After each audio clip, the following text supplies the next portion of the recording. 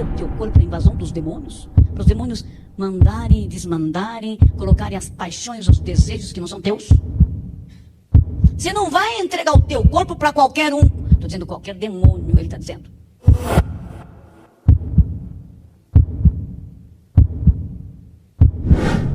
Agora, irmãos, uma coisa que eu gostaria de dizer sobre quando uma pessoa tem relação sexual com a outra pessoa, o que acontece?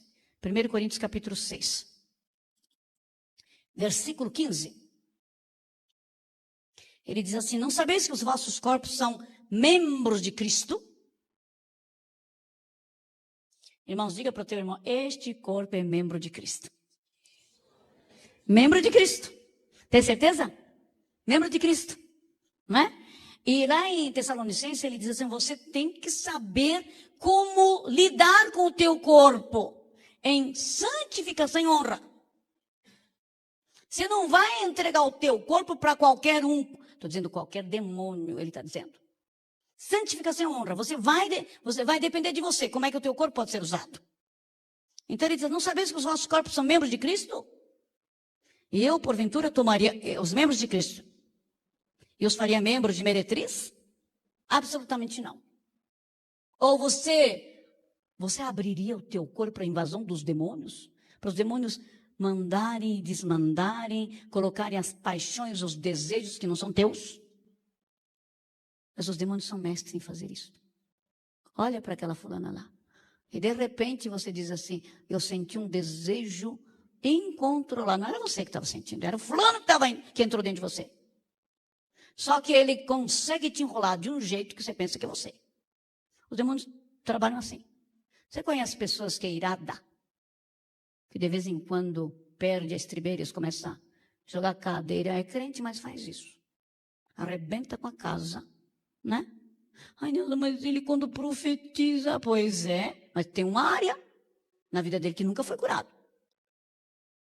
Ai, mas ele é um mestre. Mas quando fica irritado, começa a quebrar as coisas. Irmãos, essa pessoa é crente, só que tem que ser curada. Não é? E na área sexual, muitas vezes, ai, mas como é que eu faço? Eu tenho esse desejo. Só que não é teu. É daquele que invadiu quando você era pequenininho, quando você foi abusado. Então você tem que mandar embora. Mas você tem que ser curado para poder mandar embora. Né? Aqui, não sabeis que os vossos corpos são membros de Cristo? E eu, porventura, tomaria os membros de Cristo, os faria membros de meretriz? Absolutamente não. O apóstolo Paulo está respondendo: não. Absolutamente não. Agora, e ele pergunta: ou não sabeis que o homem que se une à prostituta sexualmente forma um só corpo com ela? Porque, como se diz, serão os dois uma só carne. Mas aquele que se une ao Senhor é um espírito com ele. Agora, irmãos, o apóstolo Paulo colocou a figura da prostituta aqui de propósito. Porque com a prostituta você tem sexo pelo dinheiro, não é?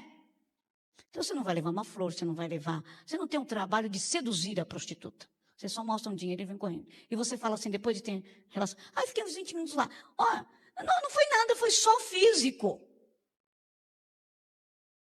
Tem muita gente que fala: irmão, coloca aqui os nomes das pessoas com quem você teve relação sexual, né? Tudo bem? E inclui as prostitutas. E muitas vezes a pessoa fala assim: não, mas isso aqui é prostituta. Agora, isso aqui são minhas amigas. Aqui, com essa daqui eu me apaixonei. Então, com os que se apaixonou é válido, mas com a da prostituta não. Irmão, só que a coisa não funciona dessa forma. Todo e qualquer relação sexual, mesmo estupro, você se tornou uma só carne com a pessoa com quem você teve relação sexual. Deus criou dessa forma. Agora, veja só. Eu hoje esqueci o papel. Geralmente trago, e acho que alguns de vocês já sabem muito bem, e a Beth me arrumou. Olha, quando uma pessoa tem relação sexual, é como esse papel, olha, um amarelinho, o vermelho. Ficou coladinho, está colado, ela já trouxe colado. Entende? Colou na área física, na área de alma e na área do espírito. Ah, mas eu não amo. Mas você teve relação sexual, então você ficou coladinho. Ah, mas foi engano. Foi, sabe, eu tava naquela roda de drogas, eu não sabia nem o que estava fazendo. Mas você se colou, ficou grudado lá. Né? E você não convive com essa pessoa, mas, olha, Neuza foi lá, não sei quanto tempo atrás, acho que uns 3 anos atrás, eu nem lembro mais do nome da pessoa. Mas você está coladinho ali. E como você se separou, assim, fisicamente falando, né? Então, você fez isso aqui, ó.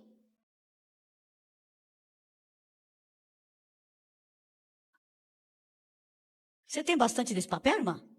É ótimo esse papel. Oh, tem, é? Não, tá bom. Hã? Não, eu estou vendo esse papel aqui também. Mas você vê, ó. A pessoa está coladinha, né? Dá uma trabalheira isso aqui. Irmãos, obrigado, querido. Tá vendo? Olha, esse amarelinho se arrebentou. Não conseguiu separar, né? Obrigada. E o vermelhinho também se arrebentou. É isso que acontece.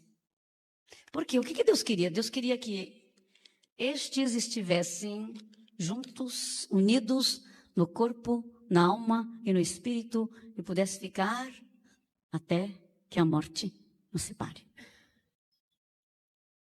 Não é? Porque o casamento, a união que Deus quer, é a figura, irmãos, lá de cima. O que acontece lá? Javé se casando com Israel, Jesus se casando com a noiva de Cristo, que somos nós. Está entendendo, irmãos? E essa aliança é uma aliança eterna, irrevogável. Concorda? Né? Agora, eu sei que alguns de vocês já estão no segundo e terceiro, irmãos. Agora, o Senhor não leva em conta o tempo da ignorância. Tá certo? Mas eu queria que vocês entendessem que isto é o plano de Deus. De que uma vez a pessoa unida dessa forma não se arrebentasse com isso aqui. Agora o pessoal vai dizer assim, mas Neuza, o que eu vou fazer? Olha aqui, ó, aquela que a Beth tentou.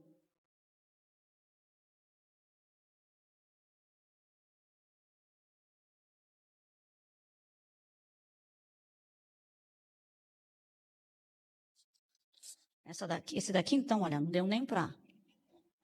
Né? Irmãos, o que acontece com isso aqui é que Deus tem um plano e nós fazemos tudo errado, por causa do pecado que está dentro de nós, não é verdade? Então eu sei que alguns de vocês, terceiro, quarto casamento, mas, irmãos, pensando na relação sexual, nesse contexto de libertinagem que nós temos, o que acontece?